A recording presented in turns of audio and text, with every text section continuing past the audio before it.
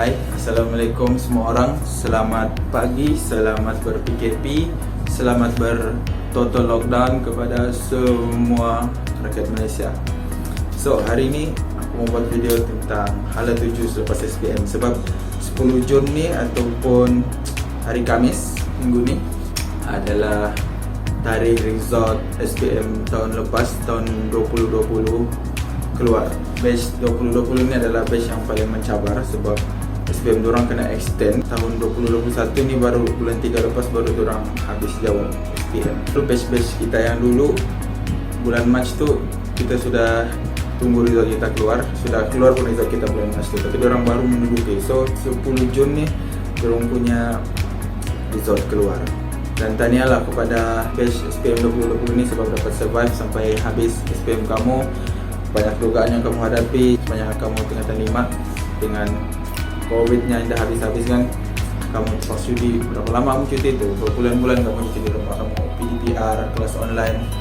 Aku buat video ni untuk just bagi aku punya pendapat lah, aku punya pandangan, apa yang aku tahu, apa yang kita perlu buat selepas SPM, apa yang kita boleh buat, kemana kita mau sambung belajar kah, mau kerja kah. Aku bagi yang aku tahu lah supaya dapat membantu kamu sikit-sikit. Okay, aku share dulu apa yang aku buat selepas SPM. Actually selepas SPM tu aku tiada hala 7. Aku dah tahu aku mau buat apa. Sebab yang aku tahu lepas SPM cuma form 6. Itu je aku tahu. Aku punya mindset tu betapa tertutupnya minda aku tu dulu. So lepas SPM aku ikut je flow apa yang terjadi dalam hidupku ni, aku layan je. So lepas SPM aku kerja.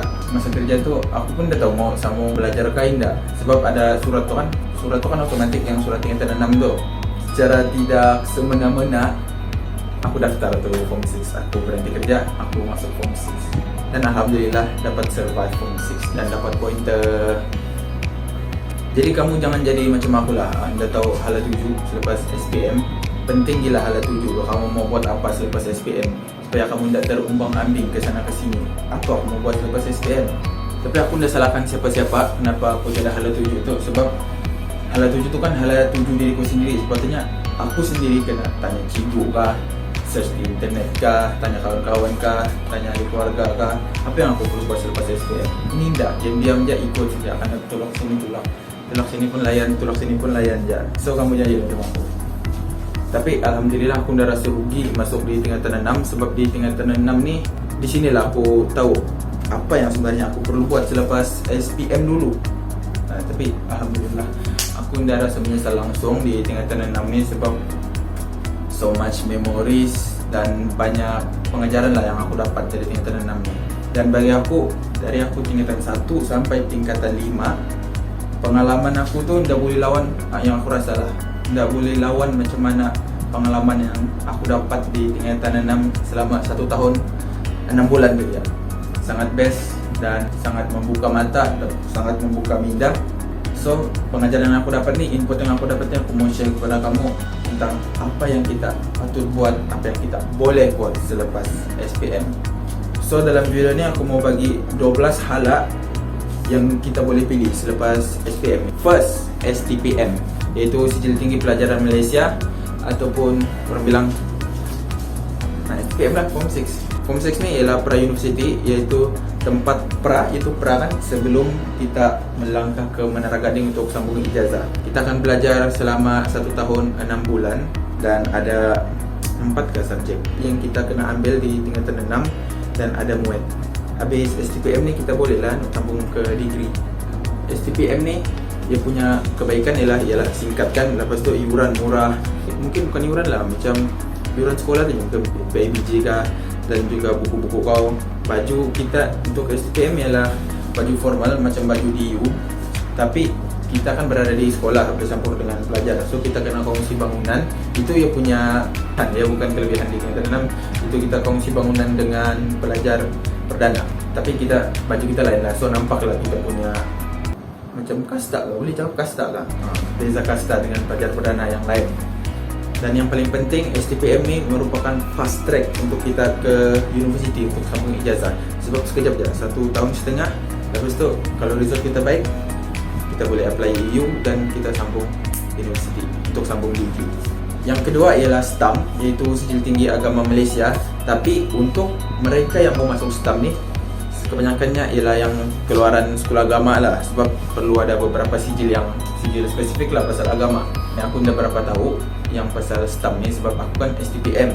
Jadi yang aku tahu ada STAM lah untuk kita sambung kajian agama. Tempohnya setahun, mungkin boleh jadi setahun setengah macam tu. Dan STAM ni juga dia setaraf dengan diploma. Dan kebanyakan yang keluaran STAM ni, diorang berpeluang untuk sambung pengajian ke Timur Tengah, ke universiti yang berada di Timur Tengah. STAM ni sangat mengujakan kalau diorang dapat pointer yang baik, diorang boleh sambung ke universiti luar negara, universiti Al-Azhar lah kan. Terusnya yang ketiga iaitu sambung diploma. Diploma ni kita boleh dapat di pelbagai institusi, antaranya ialah IPTA, IPTS dan Politeknik. Mungkin ada lagi yang lain yang kita tahu, cuma ini yang aku tahu lah. IPTA dan IPTS ni bezanya satu awam, satu swasta lah. Yang IPTA ni kebaikannya ialah, tahulah kan kalau awam ni ya murah sikit. Kalau swasta, swasta memang mahal lah. Kau kena sedia wang poket yang sangat banyak untuk sambung ke IPTS. Tapi jangan risau, kita ada PTPTN untuk membantu pelajar Malaysia yang mau sambung belajar ke IPTA dan IPTS untuk menampung perbelanjaan diorang di sana. Yang kita perlu tahu ialah diploma, dia punya tempoh ialah 3 tahun. So kamu kena belajar 3 tahun di situ, tapi tidak salah, bukan sebab lama ataupun sekejap. Kalau kita minat mau masuk diploma kan, kita mau macam minat kita untuk bidang account ataupun teknologi komputer kah, pertanian kah, tapi benda tu ada di diploma aja. So why not kita pergi diploma? Tidak rugi pun belajar. Tiada istilah rugi dalam belajar, melainkan kita belajar, sambung belajar, lepas tu kita buang masa, itu rugi. So 3 tahun tu pun boleh jadi sekejap saja kalau betul-betul kita minat dan kita buat yang terbaik di situ. Dan kebaikan diploma juga ialah diploma ni antara yang paling laku. Kalau kita ada sijil diploma, kita mau apply kerja sangat laku. Sebab diploma ni kebanyakannya bukan dalam kelas, ada dalam kelas, tapi diorang punya pembelajaran kebanyakannya ialah praktikal, amali. Company-company ataupun syarikat-syarikat memang akan prefer untuk ambil yang diploma ni sebab diorang sangat well prepared lah dalam teori dan juga amali diorang. And kebaikan diploma juga, diorang ni ada macam kita sama diploma di UiTM, kita guna universiti UiTM punya facility diorang. So lebih luas dan kau pun rasa ada vibe universiti. Kalau macam STPM tadi vibe-nya kurang sebab kau campurkan dengan pelajar sekolah. So diploma ni dia punya vibe universiti tu memang kuat sebab kau memang pelajar universiti pun. So lepas sambung diploma ni, kau boleh pilih antara kerja terus, sebab boleh je kerjaan sebab macam tadi laku ni sijil diploma ni untuk apply kerja di mana-mana. Kalau kau nak mau sambung kerja, kau boleh sambung lagi pergi degree diploma ni, tambah lagi 4 tahun macam tu. Tapi itu depends, kalau kita mau sambung belajar ataupun kita kerja sambil sambung belajar pun boleh juga. Seterusnya diploma pun kita boleh dapat di Politeknik. So Politeknik ni kita tahu lah kan ya, institusi yang menawarkan kursus kemahiran sama ada peringkat sijil ataupun peringkat diploma, tapi kebanyakannya diploma lah kan. Pun sama macam diploma, cuma ini dia lebih khusus kan. Kalau macam diploma yang di IPTA, kau mungkin dalam bidang account semua, akademik lain pun ada. Tapi kalau di Politeknik ni kebanyakannya memang hampir semua ialah berdasarkan kemahiran. Contohnya ukiran kayu, kimpalan, dan banyak lagi lah. Kamu boleh cek sendiri di mana-mana pasal ini Politeknik. Sama juga 3 tahun tempoh pengajiannya, seperti IPTS, IPTA tadi, sebab diorang ni kan dalam diploma, skill develop diorang sangat tinggi. Diorang akan lebih banyak di bengkel ataupun di lapangan berbanding berada di dalam kelas. Seterusnya yang keempat iaitu asasi dan matrikulasi. Asasi dan matrikulasi ni juga antara fast track sebab tempohnya 1 tahun je. So asasi first, kalau kita sambung di asasi, kita akan belajar di universiti. Ada beberapa universiti yang menyediakan asasi ini, antaranya ialah UMS. So kau mau masuk sana, belajar 1 tahun je. Tapi syaratnya untuk masuk asasi ni kamu mesti adalah science student lah. Macam kalau masuk matrikulasi pun mesti kamu ialah science stream di perdana dulu. So asasi memang fast track. Fast tracknya tu, coba kita bayangkan kalau 1 tahun tu confirm kita punya komitmen sangat tinggi untuk belajar sebab ialah masa singkat. So kita kena bagi full komitmen untuk achieve pointer yang baik di hujungnya nanti. Tapi kebaikannya, selepas asasi ni habis 1 tahun tu, kita boleh sambung terus untuk degree di universiti tempat asasi itu. Tapi bergantung kepada kita punya pointer lah. Kalau kita punya pointer bagus, kita boleh dapat kos yang kita mau. Tapi kalau kita punya pointer rendah, mungkin kita dapat kos yang rendah sedikit dari apa yang kita mau. But still kita boleh sambung degree. Seterusnya ialah matrikulasi. Matrikulasi ini menjadi pilihan kepada golongan Bumi Putra sebab kuota masuk matrikulasi ini 90% ialah Bumi Putra. So, kita sebagai Bumi Putra ini jangan lepaskan peluang untuk masuk ke matrikulasi itu sebab kita sudah disediakan kuota 10% lagi untuk bangsa lain. Inilah kelebihan lah kan untuk orang Bumi Putra. Syarat kelayakannya tidak tinggi, mungkin tidak pasti berapa kalau SPM, tetapi persaingan sangat tinggi. Kau kena jadi yang terbaik lah. Kalau macam syaratnya 5E, kalau 5E mungkin itu ialah syarat minimal, tapi kau kena berlawan dengan yang 10E, 9E. So SPM tu kita kena dapat result yang bagus untuk apply ke matrikulasi. Dan kebaikan matrikulasi ni kita boleh apply kerja di SPA macam boleh je menggunakan sijil matrikulasi ni, tapi ada grade tertentu lah. Tapi kalau asasi tadi tu tiada, kita tidak boleh apply menggunakan sijil asasi itu di sektor awam. Itu yang keempat. Yang kelima ialah IPG. Sesiapa yang mau jadi guru, inilah tempatnya di Maktab Perguruan ni. IPG ni maksudnya Institut Pengajian Guru. Program pengajian ni memang dihaskan untuk guru, tapi masuk sana bukan mudah. Syarat kelayakannya ialah kamu punya SPM mesti minima 5E. Lepas tu kamu kena aktif sukan sebab untuk masuk sana selain daripada interview biasa akan ada ujian fizikal. Macam masuk polis. And umur mestilah 20 ke bawah. Why diorang dah mau terima pelajar yang sudah umur 21? Sebab maxnya ialah 20. Because tempo pengajian ni sangat panjang, itu 5 tahun. Kalau umur 21 pun 22, mohon mimpi diorang keluar jadi cikgu umur 27, 28 baru jadi cikgu.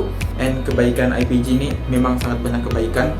Antaranya ialah ada allowance sepanjang 5 tahun tu, so tidak perlu risau, ada hostel, ada tempat tinggal kamu. And yang paling penting ialah jaminan pekerjaan.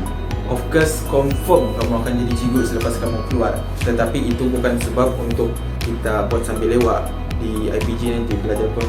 Sebab relax lah. Kita kan nanti keluar kita jadi cikgu juga. No, kita kena buat yang terbaik untuk achieve tu. Untuk mana tahu nanti kita punya pointer yang rendah tu menyukarkan kita di masa akan datang, tentunya lambat posting ke apa kan, kita pun dah tahu lah. Aku pun dah tahu macam mana. Tapi kita buat yang terbaik lah kan dalam apa yang kita buat.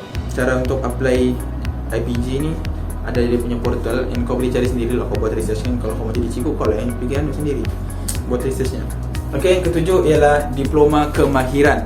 Kebanyakan persijilan kemahiran Malaysia ni diiktiraf oleh banyak syarikat di Malaysia. So memang senang kalau kau ada sijil kemahiran, kau mau apply kerja di mana-mana memang senang kau dapat lah. Sampaikan ada sektor-sektor yang mensyaratkan pekerja-pekerjanya ataupun sesiapa yang mau apply kerja di syarikat orang perlu ada sijil kemahiran Malaysia. Kalau tiada, diorang dah terima. Nampakkan dia punya sijil kemahiran ni sangat laku. Tapi kadang-kadang kita anggap sijil kemahiran ni biasa-biasa aja. Ataupun orang bilang sijil kemahiran ni untuk pelajar-pelajar yang tidak bagus akademik ataupun jalan terakhir kah. Tapi no, tidak sebenarnya. Itu ialah peluang terbaik kalau kamu masuk sijil kemahiran. Antara institut-institut yang kamu boleh masuk untuk sijil kemahiran ni ada ILP, IKBN itu Institut Kemahiran Belia, Giat Mara, dan banyak lagi lah institusi kemahiran yang ada di Malaysia ni yang kamu boleh apply masuk untuk belajar di sana untuk dapatkan sijil kemahiran Malaysia. Temponya 3 tahun. Dalam 3 tahun itu sangat lengkap, dan kamu keluar nanti pun kamu sudah memang well prepared, sangat bersedia untuk berada dalam industri kemahiran dan bersedia untuk menerima gaji yang sangat besar, terutama dalam kimpalan. Meletup-letup gaji kalau kamu ambil kimpalan dan dapat kerja bagian kimpalan. Lagi-lagi kimpalan dasar laut. Yang aku bagi tadi dari 1 sampai 1, 2, 3, 4, 5, 6 tu berkaitan dengan akademik, iaitu kalau kita sambung belajar selepas SPM nanti. Seterusnya ni ialah alternatif kita selain daripada sambung belajar. Yang ketujuh ialah bekerja selepas SPM nanti. Kalau macam nak sambung belajar, mungkin disebabkan kita punya minat ataupun kekangan kewangan, so kita boleh kerja ataupun buat bisnes, ataupun sambil kerja sambil buat bisnes sebab ada modal kan bekerja, so kita buat bisnes. Dan kebaikan kalau kita bekerja selepas SPM ni, kita ada duit, kita ada income, mungkin kita boleh bantu keluarga dan untuk bantu diri sendiri sebab mungkin kita boleh guna duitnya nanti, mungkin kita ada niat sama belajar tapi sebab keuangan kan, so bila kita bekerja dalam 2 tahun gitu, so tahun kedua kita boleh sambung belajar sudah, sebab kita sudah ada keuangan yang bukan kuku lah, at least boleh lah kita belajar. Pastinya ada pengalaman, sebab ada pengalaman kerja di berbagai sektor kita bekerja dulu, ada pengalaman macam-macam lah pengalaman, kau pengalaman pahit manis. So pengalaman tu kita guna untuk mungkin bila sudah kita ada kerja nanti, kerja yang bagus, kerja tetap, kerjaan kah. And paling penting mohon SPA. Masa kerja tu nanti mohon SPA, itu Suruhanjaya Perkhidmatan Awam. Okay, SPA ni aku mau kasih tahu selepas ni, itu poin ke-8. Kamu kerja pun dah berapa rugi lah kalau kamu ada backup kan di belakang, iaitu SPA. Kalau kamu kerja nanti mana tahu ada panggilan SPA, bomba kah, DPJ kah, custom kah, kamu boleh pergi bila-bila masa saja. Kalau kamu belajar mungkin ada kekangan sikit mau keluar daripada institusi belajar kamu. Okey, yang ke-8 iaitu SPA, itu Suruhanjaya Perkhidmatan Awam. SPA ni ialah portal yang disediakan oleh kerajaan khas untuk rakyat Malaysia yang ingin bekerja sebagai penjawat awam. Apa yang kita perlu buat ialah lepas SPM mesti kita kena isi tu SPA. Kalau kita mau kerja kerjaan lah, kalau syarikat bapa kita besar kan, dah bayar pun mohon SPA, kita kerja aja nanti itu. Kita mohon je nanti SPA itu. Bila-bila masa saja kita akan kena panggil untuk pergi interview. Kalau tidak lulus, jangan risau, tidak blacklist, akan kena panggil lagi nanti. Yang penting sentiasa update tu SPA dan alatlah kepada email yang datang ke telefon kau. Cara apply SPA ni senang saja, kita cari portal SPA, sekarang sudah SPA 9 namanya. Habis SPM, dapat je result 10 Mei ni, terus kasih masuk kamu punya result subjek tu, masuk di sana semua. Lepas tu akan keluarlah kerja yang kamu boleh mohon. So kamu klik je kerja yang kamu mau, ada 15 kota pekerjaan yang kamu boleh apply di situ. Antaranya bomba, JPJ, bahagian kesihatan pun ada, mau jadi MA, ahli farmasi dan macam-macam lagi lah kamu kerja tu, kamu boleh cek di sana. Sama ada kamu sambung belajar ataupun tidak sambung belajar, kamu apply je SPA. Mana tahu ada rezeki kamu kan di situ. Seterusnya yang ke-9 ialah mohon kerja sebagai pasukan keselamatan negara. Yang kita well known ialah polis dan juga tentera. Dua ni tiada di SPA, kita kena pergi portalnya sendiri. Kalau polis kita ada di pengambilan PDRM, kalau tentera itu pasti, tapi selalu ada iklan tu, ada iklan-iklannya, so kamu boleh apply di sana.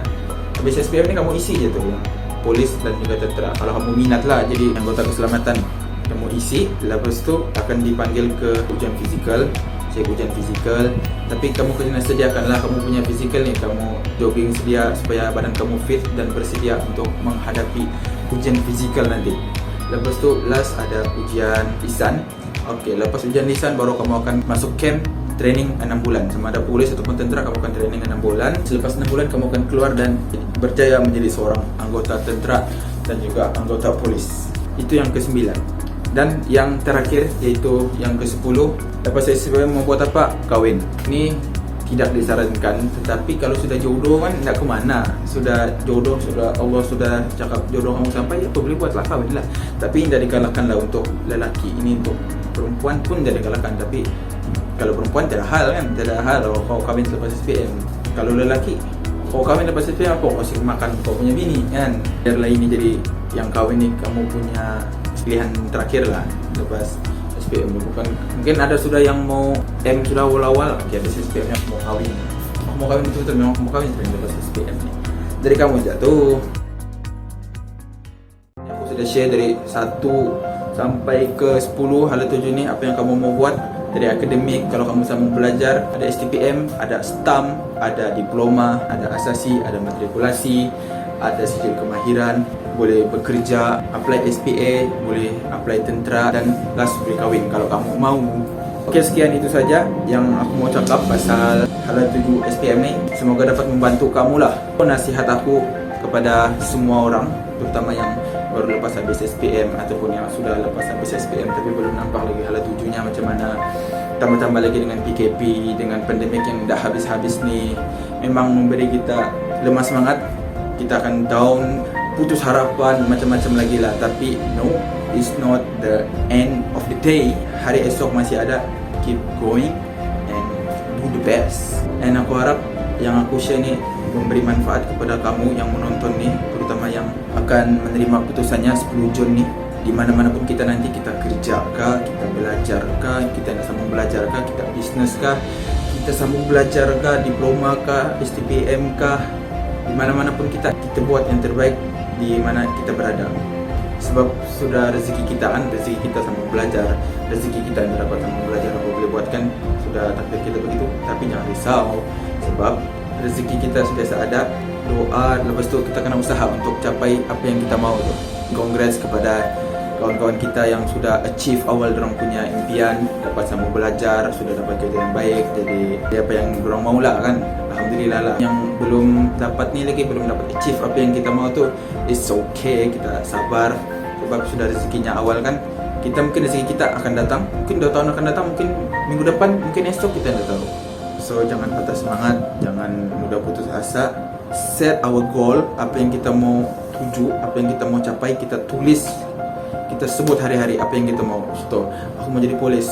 So lepas SPM tu kamu tahu sudah kamu mau jadi polis kan, pergi jogging, pergilah jogging sedia kan. Lepas tu apply polis, lepas tu sedia ambil tahu pasal polis supaya senang mau interview nanti apa semua. Jadi bila kita ada goal, kita tidak lari. Macam kita ke depan kan, kita berlari lah. Tapi kita tidak tahu kita mau lari pergi mana. Mestilah kita penat. Sudahlah penat, lepas tu tidak tahu mau pergi mana, tidak dapat apa-apa.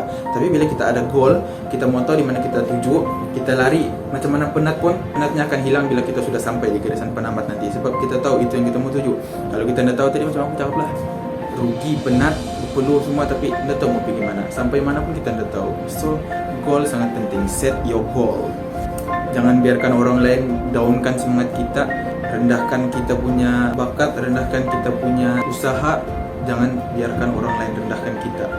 At last nanti kita sendiri yang akan bayar kita punya gas di rumah, kita punya air, kita punya karan semua tuh kita sendiri yang bayar, bukan orang lain yang bayar. So keep going.